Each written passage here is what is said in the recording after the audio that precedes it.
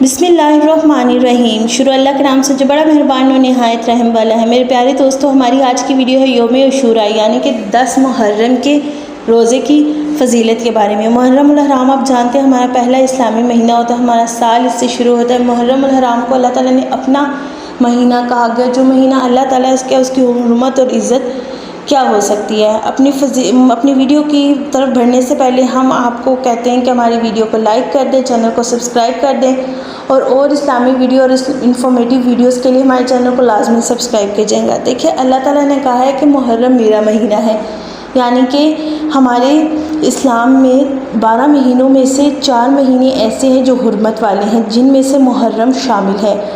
رمضان کے بعد سب سے زیادہ روزے رکھنے کی اگر کسی مہینے میں فضیلت ہے تو وہ محرم ہے۔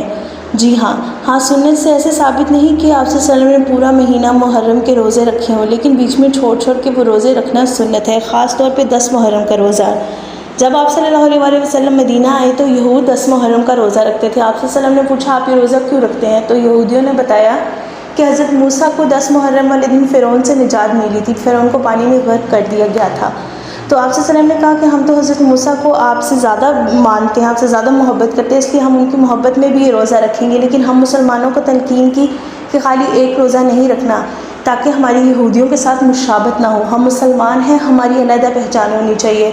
آپ صلی اللہ علیہ وسلم نے کہا 10 محرم کے ساتھ میں آپ 11 محرم کا روزہ رکھیں یا 9 محرم کا روزہ رکھیں۔ اور جب آپ صلی اللہ علیہ وسلم نے اس سال 10 محرم کا روزہ رکھا تھا اور ساتھ یہ ارشاد فرمایا تھا انشاءاللہ اگلے سال ہم اس کے ساتھ ایک روزہ اور ملائیں گے تاکہ ہماری یہودیوں کے ساتھ مشابہت نہ ہو۔ دیکھیں، محرم کے مہینے میں آپ کو جانتے کہ 10 محرم کے روزے کی فضیلت یہ ہے کہ اللہ تعالیٰ پچھلے سال کے آپ کے تمام صغیرہ گناہ، چھوٹے گناہ معاف کر دیتے ہیں اور کبیرہ گناہوں کی شدت میں کمی آ جاتی ہے، یعنی کہ ان کے جو گناہ ہوتے ہیں اس کی شدت میں کمی آ جاتی ہے، آپ کو اس کا عذاب کم ملتا ہے۔ لیکن ہاں، کبیرہ گناہ آپ کی معافی کے استغفار کی توبہ کے بغیر ختم نہیں ہو سکتے، اس کی شدت میں کمی آتی ہے، لیکن صغیرہ گناہ تمام معاف کر دیے جاتے ہیں۔ اور اگر کوئی بہت نیک انسان ہو، ہم لوگوں جیسا گناہ گار انسان نہ ہو، جس کے نامہ اعمال میں نیکیاں ہوں، کوئی کبیرہ صغیرہ گناہ ہی نہ ہو، تو وہ اگر یہ روزہ رکھے تو اس کے درجات بلند کر دیے جاتے ہیں۔ آپ جانتے ہیں کہ اس مہینے کو اللہ تعالیٰ نے بہت زیادہ محبت کی ہے، اس مہینے کو اللہ تعالیٰ نے اپنا مہینہ کہا گیا، اس لیے اس میں اگر آپ روزے رکھنا چاہتے ہیں، ایک اسکیجول سیٹ کرنا چاہتے ہیں، تو اسکیجول آپ یہ سیٹ کریں کہ ویسے بھی اسلامی مہینہ ہے تو آپ کو روزے رکھنا ثواب ہے۔ آپ کیا کریں، ہر ہفتے پیر اور جمعرات کا روزہ رکھا کریں، کیونکہ ویک میں پیر اور جمعرات کو فضیلت دی گئی ہے روزوں کے حوالے سے، یعنی کہ پیر اور جمعرات کا روزہ رکھنا سنت ہے۔